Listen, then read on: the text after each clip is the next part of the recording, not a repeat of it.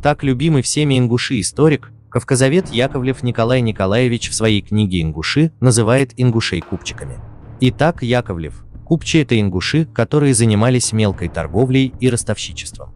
Не меньше поводов к разрыву родового единства имеют и богатеющие семьи немногочисленных пока в Ингуши мелких торговцев, ростовщиков и так далее. Им, конечно, еще неприятнее бывает поддерживать связи с многочисленной и часто нищей родней, оказывать гостеприимство и внешнее уважение тем из своих старших по родству однофамильцев, которых они, пообтесавшись в городе, считают грубыми дикарями.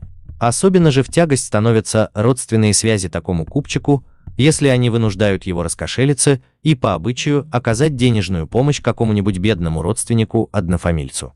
Один такой мелкий лавочник искренне жаловался мне, что вот сейчас приходится ему принимать у себя своих родственников-однофамильцев, которых он считает настоящими ворами.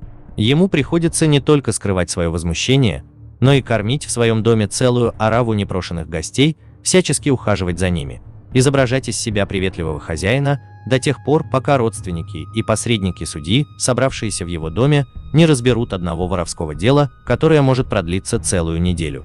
Он жаловался на крупные траты, которые ему приходится производить на угощение, на неотесанность и грубость гостей, но больше всего на то, что он, честный лавочник, привыкший больше всего на свете уважать частную собственность, должен спокойно смотреть, как в его доме собрались воры и решают свои воровские дела. И не только смотреть, но и прислуживать им. И как мы видим, купчиками являются не мы, чеченцы, а ингуши. Хотелось бы обратиться к нашим лулхой с запада.